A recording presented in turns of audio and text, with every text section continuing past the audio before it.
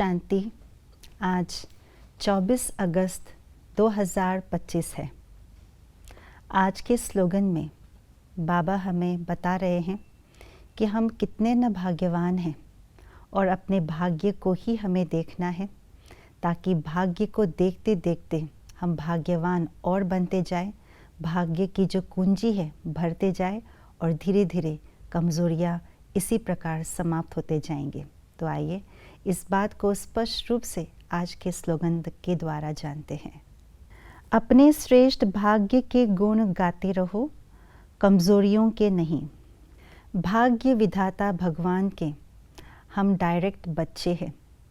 जब हमारा पिता ही भाग्य विधाता है और हम उनके बच्चे हैं, तो भाग्य रूपी प्रॉपर्टी तो हमारे हक में आते ही हैं और इसीलिए हम सदा पद्मा पदम भाग्यशाली हैं।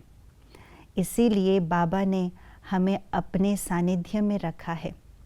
सबसे बड़े से बड़े भाग्य की बात तो ये है कि भगवान ने हमें चुन लिया, भगवान ने हमें पसंद कर लिया है।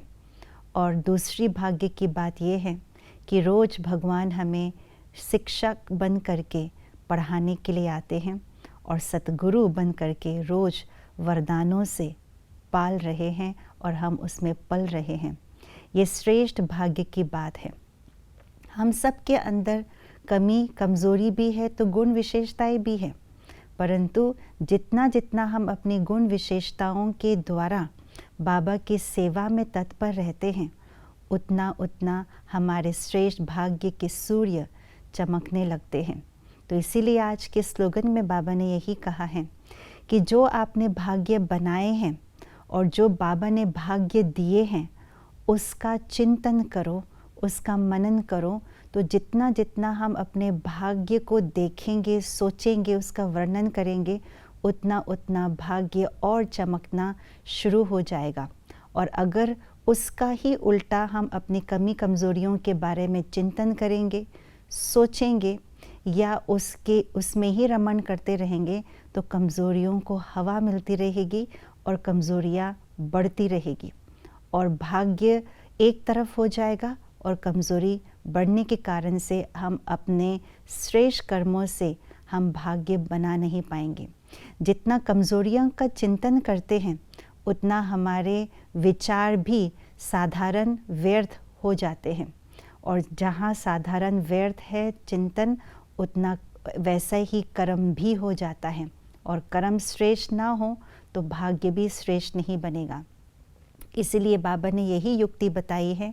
अपने जो भाग्य बाबा ने दिए हैं और जहाँ आपने भाग्य बनाए हैं, उसका चिंतन मनन करने से हमारे विचार, हमारे वृत्ति बहुत शुद्ध और श्रेष्ठ होती जाएगी। भगवान के प्रति कृतज्ञ भाव आएंगे, हमारा मन, हमारा विवेक नम्र होंगे, निरहंकारी होंगे, निस्वार्थ होंगे और इन सब विशेषताओं से हम सेवा पर तत्पर रहते हैं, तो उतना दिन दुगुनी रात चौगुनी हमारे भाग्य का सूर्य बहुत तेज़ी से ऊपर उठता जाता है, उदय होता जाता है। इसीलिए अपनी कमी कमज़ोरियों को समाप्त करने का यही सहज विधि आज बाबा ने स्लोगन में बताया है। कमी कमज़ोरियों को बार बार चिंतन न करे, परंतु भाग्य को देखे, भाग्य का ही वर्णन करे और उस भाग्य के आधार से अपने आप को आगे बढ़ाते जाए।